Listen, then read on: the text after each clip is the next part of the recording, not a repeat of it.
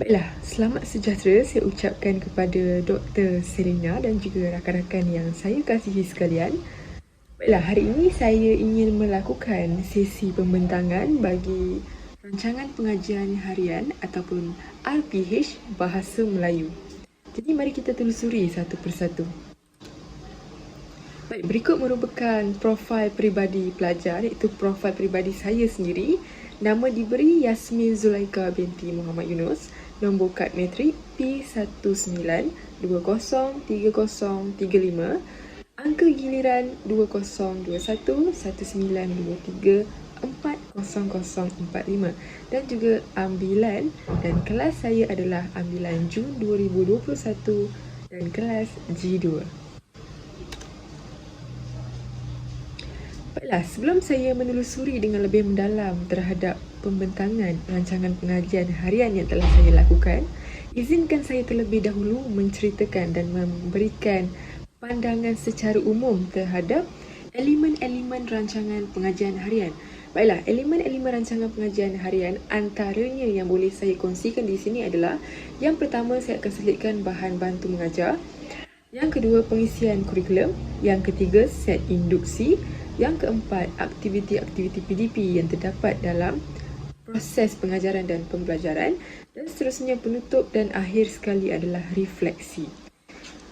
Baiklah, seterusnya kita pergi kepada rancangan pengajian harian Bahasa Melayu tahun 5. Baiklah, rancangan pengajian harian ini saya mengambil menggunakan DSKP iaitu DSKP bagi tahun 5, mata pelajaran Bahasa Melayu tahun 5 Zakbar, dan hari yang masa saya tentukan adalah Selasa iaitu 9 hingga 10 pagi.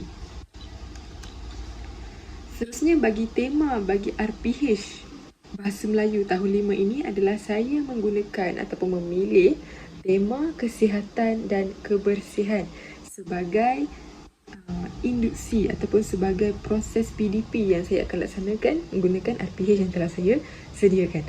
Baiklah, seterusnya kita pergi kepada tajuk yang ingin saya sampaikan iaitu tajuk saya memilih berkaitan dengan penjagaan rambut. Dan seterusnya kemahiran fokus yang saya terapkan di sini adalah aspek tata bahasa. Baik, seterusnya kita pergi kepada standard kandungan iaitu SP. Maafkan saya, standard kandungan iaitu SK. Baik, standard kandungan di sini 5.1 di mana memahami dan menggunakan golongan kata mengikut konteks. Di sini saya menggunakan tajuk dan unit yang berteraskan kepada kata adjektif. Okey, seterusnya kita pergi kepada standard pembelajaran iaitu SP. Standard pembelajaran ini 5.1.3 iaitu memahami dan menggunakan pelbagai kata adjektif mengikut konteks. Baik, seterusnya bagi objektif pembelajaran. Objektif pembelajaran yang saya kemukakan di sini mempunyai 3 objektif. Dan objektif yang pertama iaitu kita ataupun murid daripada hasil pembelajaran, murid dapat menyenaraikan sekurang-kurangnya 4 daripada 9 kata adjektif berdasarkan peta digital yang dipaparkan. Seterusnya objektif yang kedua adalah membuat rumusan berdasarkan 4 jenis kata adjektif secara berkumpulan. Dan yang terakhir iaitu membina 3 ayat berdasarkan cerita pendek.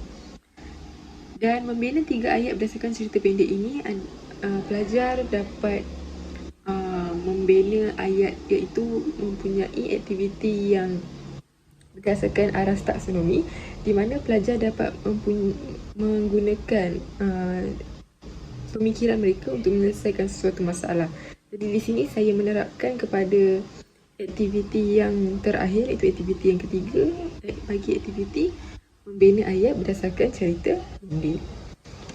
Okey, jadi saya pergi satu persatu terhadap paparan RPH iaitu paparan rancangan pengajian harian. Jadi mari kita lihat satu persatu terhadap RPH bagi yang telah saya sediakan ini.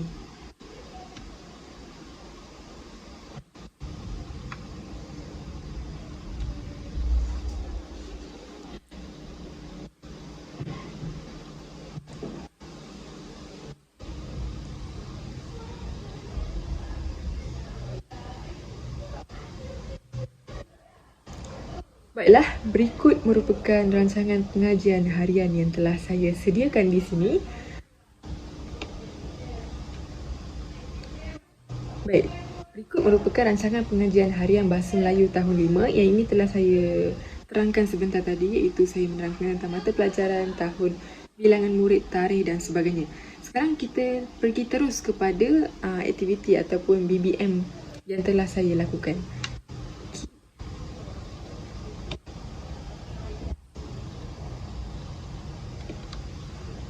Baik, elemen yang ke-14 iaitu pengisian kurikulum. Elemen merentas kurikulum ini terbahagi kepada beberapa bahagian. Yang pertama, kita dapat lihat di sini, aktiviti yang saya jalankan ini dapat memupuk sifat patriotisme iaitu tanggungjawab masyarakat terhadap unit ataupun tajuk yang dipelajari iaitu kesihatan dan juga kebersihan. Baik, seterusnya nilai murni, kemahiran kerja berpasukan, kemahiran berkomunikasi, teknologi maklumat dan komunikasi dan serta elemen keusahawanan. Baik, ini saya akan terangkan lebih mendalam apabila kita masuk kepada segmen ataupun aktiviti. Baik, seterusnya elemen yang ke-15 iaitu strategi pengajaran dan pembelajaran dengan menggunakan kepelbagaian kaedah, teknik, strategi dan PBD. Baik, di sini saya menekankan ataupun mengutamakan strategi pengajaran yang berpusatkan kepada murid. Maksudnya di sini apabila saya melaksanakan aktiviti di dalam kelas ini, saya memberikan peluang kepada murid tersebut untuk mereka mengendalikan aktiviti itu bersama rakan-rakan mereka supaya mereka dapat memupuk diri mereka semangat kepimpinan dan juga mereka dapat melahirkan satu sifat di mana mereka dapat memikir secara di luar kotak sambil melakukan aktiviti yang telah saya sediakan. Di mana saya pula di sini bertindak sebagai pembimbing ataupun pemantau kepada aktiviti yang mereka lakukan. Okey, baiklah. Seterusnya, apabila saya menggunakan elemen kemahiran berfikir seperti yang saya katakan tadi, mereka dapat mengenal pasti dan mengklasifikasikan jenis kata adjektif. Mereka bukan sahaja dapat mengenal pasti pelbagai kata adjektif yang akan saya kongsikan sebentar tadi, malah mereka juga dapat mengklasifikasikannya mengikut kumpulan-kumpulan tertentu dan mereka dapat mengaplikasikan ke dalam kehidupan seharian mereka. Baik. Seterusnya, teknik pengajaran. Aspek tata bahasa yang saya gunakan adalah teknik pengajaran berkaitan teknik soal jawab, teknik soal jawab, teknik perbincangan, teknik bercerita dan teknik latih tuli. Dan antara elemen didik hibur yang saya gunakan adalah elemen bercerita, di mana elemen ini saya gunakan semasa saya dan murid-murid bersamanya di aktiviti yang ketiga, iaitu aktiviti yang terakhir. Okey, seterusnya kita pergi kepada kecerdasan pelbagai. Kecerdasan pelbagai ini saya menggunakan dan menerapkan beberapa elemen kecerdasan pelbagai iaitu elemen interpersonal, iaitu mereka dapat memupuk sikap ataupun komunikasi secara dalam diri mereka sendiri. Malah mereka juga dapat menggunakan elemen intrapersonal, iaitu elemen dalam diri mereka dan juga interpersonal secara berinteraksi antara satu sama lain, iaitu bersama guru mereka dan juga rakan-rakan mereka. Dan seterusnya elemen kinestetik, mereka bergerak antara satu sama lain untuk melakukan aktiviti. Contohnya seperti aktiviti berkumpulan. Dan yang terakhir, visual ruang dan juga verbal linguistik. Okey, seterusnya yang pembelajaran kontekstual iaitu menghubungkan ilmu sains dalam kehidupan seharian. Baiklah, seterusnya kita pergi kepada bahan bantu mengajar. Baik, bahan bantu mengajar ini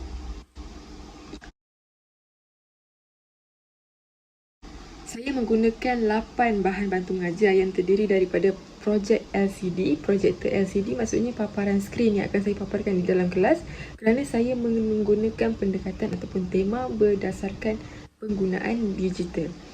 Dan seterusnya saya menggunakan pembesar suara. Pembesar suara ni dapat memberikan kejelasan kepada murid-murid untuk sebarang aktiviti ataupun sebarang perbincangan yang ingin saya lakukan. Okay, yang ketiga computable, keempat kit penjagaan rambut. Okay, ini merupakan bahan BBM yang amat penting semasa aktiviti berlangsung. Okay, kit seperti kit penjagaan rambut, tayangan video, TikTok, grafik peta digital iaitu rambutku, mahkotaku, grafik komik digital dan juga lembaran kerja bagi aktiviti pengayaan dan pemulihan. Baiklah, seterusnya elemen ke-17. Elemen ini sangat penting kepada murid kerana apabila adanya elemen ini, dia dapat membantu saya untuk memberikan kefahaman yang lebih mendalam terhadap murid tersebut. Kerana elemen yang ke-17 ini merupakan elemen bagi pengetahuan sedia ada murid itu sendiri, iaitu melalui pembelajaran yang lepas, murid ini telah mempelajari konsep, kata adjektif berserta penggunaannya. Dan konsep ini saya akan bawa ke aktiviti yang seterusnya, iaitu murid dapat mempelajari dengan lebih mendalam dan dapat mengaplikasikan konsep ataupun sifat kata adjektif itu sendiri dalam kehidupan seharian. Baik, seterusnya kita pergi kepada proses pengajaran dan pembelajaran yang seperti yang telah dirancangkan, iaitu RPH. Baik, yang pertama kita pergi kepada pengurusan bilik darjah. Di sini pengurusan bilik darjah saya mengambil masa 2 minit. Pengurusan ini saya akan memastikan kelas berada dalam keadaan bersih sebelum saya memulakan sesi pengajaran dan pembelajaran saya, supaya murid dapat memberikan konsentrasi dan memastikan setiap murid, termasuk saya sendiri, memastikan proses PDP itu berjalan dengan lancar dan murid berada dalam keadaan yang selesa dan kelas yang beradanya kondusif. Okey, baiklah, seterusnya kita pergi kepada set induksi. Baik, set induksi ini adalah saya menggunakan bahan maujud, iaitu bahan yang mempunyai bahan yang boleh dipegang oleh murid, iaitu kit penjagaan rambut. Baik, kit penjagaan rambut ini saya letakkan dalam satu kotak, di mana dalamnya terdapat shampoo, sikat dan juga minyak rambut. Di sini saya ingin memberi pendedahan kepada murid untuk memastikan mereka dapat mengenali kit penjagaan rambut sebelum saya memulakan sesi pengajaran saya. Okey. Jadi dalam kit ini saya akan menanyakan beberapa soalan untuk memastikan mereka mengetahui sesuatu ataupun mengukuhkan tahap kefahaman mereka secara asas sebelum saya memberi pendedahan tentang kata adjektif dengan lebih mendalam. Baiklah. Seterusnya, langkah yang pertama, iaitu langkah ini saya mengambil masa 10 minit untuk menjalankan aktiviti ini, dan langkah ini dinamakan sebagai grafik peta digital, iaitu rambutku, mahkotaku. Jadi apa yang saya akan lakukan aktiviti pertama ini? Aktiviti pertama ini saya akan menunjukkan video TikTok kepada murid yang terdapat dalam grafik peta digital. Okay, kemudian saya akan menerangkan terlebih dahulu berkenaan dengan penggunaan kata adjektif secara umum supaya murid dapat membuka kefahaman dan mengembalikan daya ingatan mereka, mengimbas kembali apa yang mereka telah mempelajarinya sebelum ini. Okey, baiklah, seterusnya apabila selesai aktiviti yang pertama, iaitu aktiviti menonton TikTok itu tadi, saya akan pergi kepada aktiviti yang kedua. Okey, aktiviti yang kedua ini guru akan memaparkan bahan bantu mengajar, iaitu bahannya peta digital, rambutku, mahkotaku. Baiklah, bahan ini sebenarnya bahan yang memerlukan murid untuk berfikir, di mana guru akan memaparkan grafik peta digital ini kepada murid satu persatu. Kemudian murid ini akan memerlukan ataupun menuntut mereka untuk memikirkan kata adjektif yang terdapat dalam peta digital tersebut, dan murid perlu menulis kata adjektif tersebut menggunakan ataupun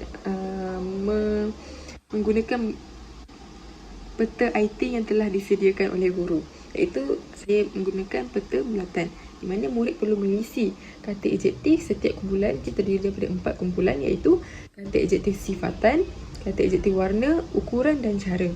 Maka setiap daripada 4 ini murid perlu mengenal pasti apa yang terdapat dalam peta grafik digital tersebut. Baiklah, di sini apa yang boleh saya kongsikan iaitu langkah satu ini dapat memupuk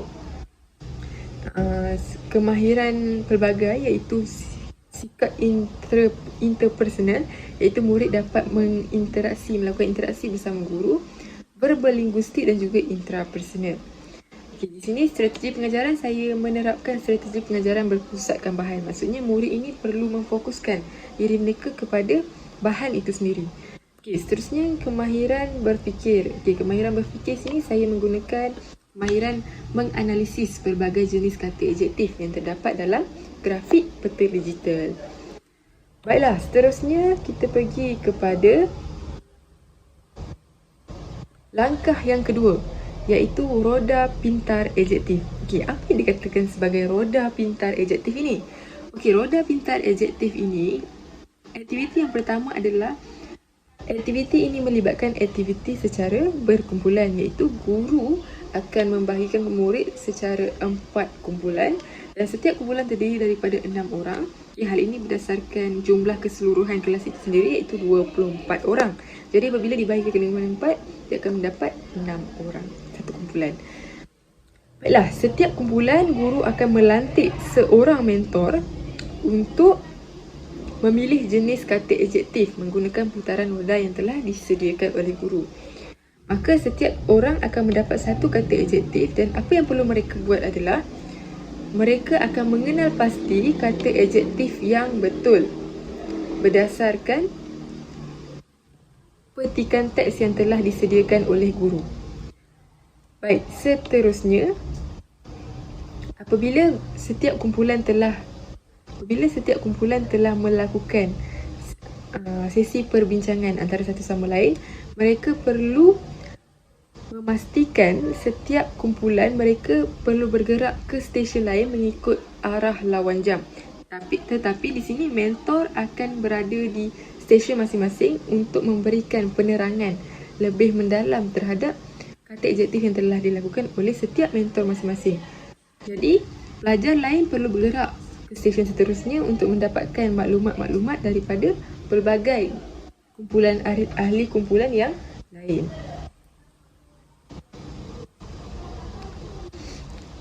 Okey, baiklah. Seterusnya kita pergi kepada aktiviti ini.